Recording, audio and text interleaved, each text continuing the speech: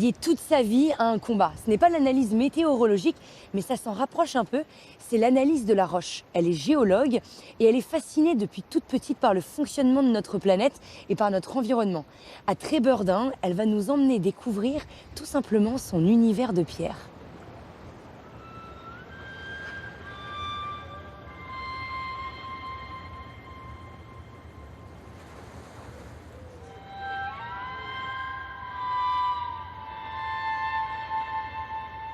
Bon, je pense aux hommes qui vivaient là il y a 5000 ans. Ils étaient attirés par le bord de mer. Odile a grandi à Trébeurdin. C'est là qu'est née dès l'enfance sa passion pour les cailloux. Adulte, elle est devenue géologue. C'est vrai que la géologie, c'est une formidable école de la vie. Ça nous fait prendre conscience de ce qu'on est, quoi. Voilà. Je sais d'où on vient, je sais qu'on est un temps infinitésimal de l'histoire de la Terre. La Terre, elle tournera toujours autour du Soleil, la Lune autour de la Terre, ça, il n'y a pas de souci. Hein. Mais ce qui me fait mal, c'est que l'homme est capable de changer le cours de l'histoire de la vie sur la Terre. Et ça me fout les jetons quand même.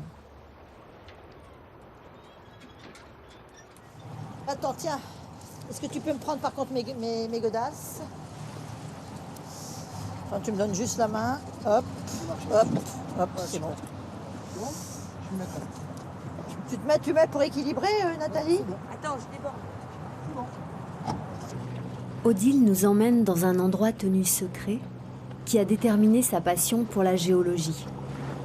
Avec mon frère, on avait un petit voilier, un vaurien, et donc on a vraiment exploré tous les rochers. Je crois qu'il n'y en a pas un où il n'y a pas été, plus ou moins volontairement. Mais enfin bon, on a été à peu près sur tous. Et c'est en allant sur un qu'on est tombé sur ce phénomène géologique. Ok Odile, tu peux jeter l'ancre.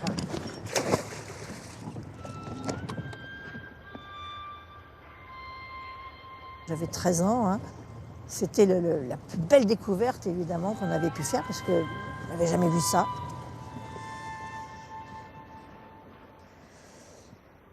Le voilà, le plus gros galet du monde, 3 tonnes, homologué au livre des records. Voilà. C'est doux aux pieds. C'est tout lisse. C'est tout lisse comme la marmite qu'il a creusée. Donc le galet, 1,40 m, 1,20 m, 1 m. Et la marmite fait 2,50 m de diamètre.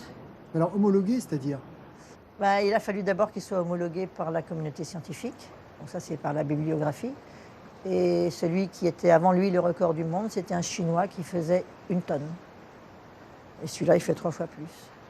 Donc le record n'est pas encore tombé. J'espère un jour qu'il tombera, parce que ça sera intéressant. Ça relancera la chasse. Donc le galet, il se retourne régulièrement quand il y a des très grosses tempêtes. Pour qu'il puisse bouger, il est tellement lourd qu'il faut qu'il soit soulevé. Mais en fait, ici, il y a une fissure. Et en fait, par laquelle l'eau rentre, et l'eau rentre très sous pression. Et donc l'eau va soulever le galet, et une fraction de seconde après, il y a l'arrivée du deuxième jet, ça passe par le trou qu'il y a là-bas, qui lui est tangentiel et qui lui fait tourner. Donc il est allégé par le premier jet, et le deuxième jet le fait tourner. Donc c'est un truc assez génial.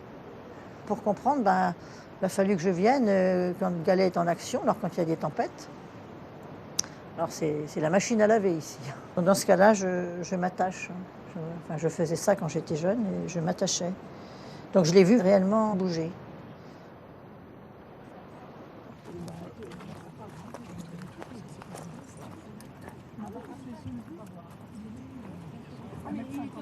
Ah tiens, les jeunes. Bonjour. Bonjour. Merci de nous donner un coup de main. De rien. La jeunesse, c'est des hommes forts. Bonjour. On est en train de retirer ce qui a poussé, ce qu'on ne veut pas qu'il pousse là, puisque ce qu'on veut, c'est pouvoir avoir des ajoncs. Et donc, on va semer des ajoncs. Je laisse celle-là. Odile est aussi maire adjointe chargée de l'environnement à la mairie de Trébeurdin. Là, Là et là. Moi, et je là. vais y aller avec on les va, gousses, on là. va surtout en mettre là. Là, on a. craquer les gousses. C'est bon, c'est bon, c'est bon, c'est bon, c'est bon. Voilà.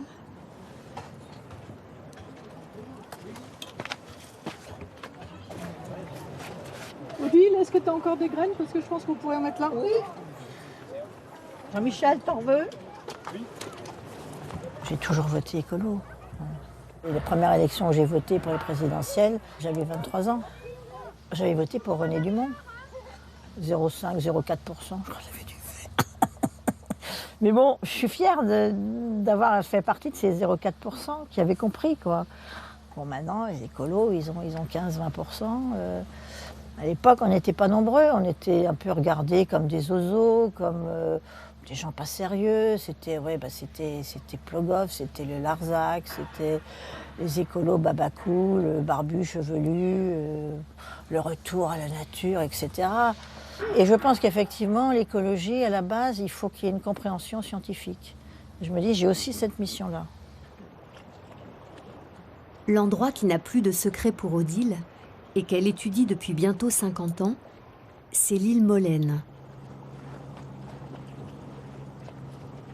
Molène, c'est un archipel rocheux d'un peu moins d'1 km², et avec une dune qui semble sortir de la mer à marée haute.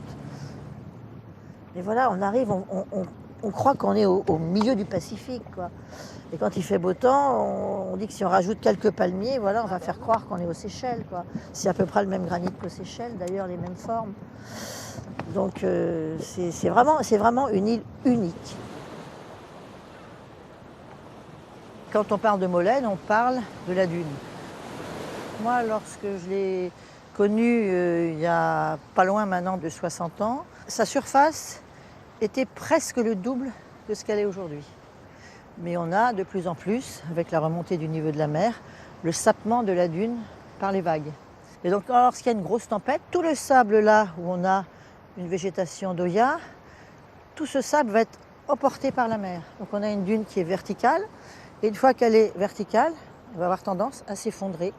Ce qui fait qu'à la tempête d'après, tout le sable qui a été déposé va repartir avec la mer, de nouveau verticalisé, de nouveau elle va s'effondrer, et ainsi de suite. Et c'est comme ça que la dune recule. L'île, elle va se détricoter. Mais ça se passe exactement comme je le pensais, quoi.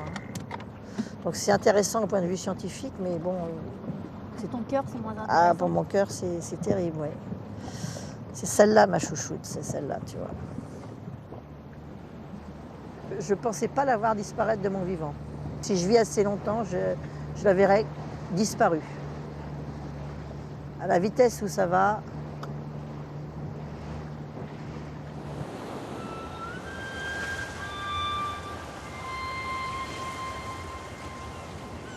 j'ai commencé avec l'île Molène, puis je vais finir avec l'île Molène.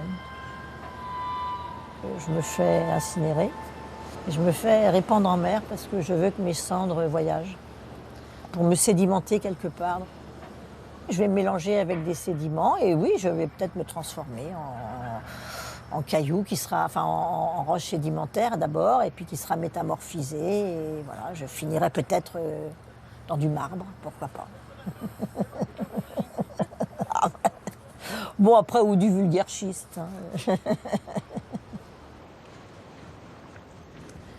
Observer la nature, chercher à la comprendre et à la décrypter, c'est ce qui continue d'animer Odile, comme Jean-Yves qui est enfermé dans sa salle de routage et notre équipe d'animation de Radio Bretagne 5. J'espère que vous avez pris du plaisir à regarder Littoral. Je vous dis à très vite. Merci de nous avoir suivis.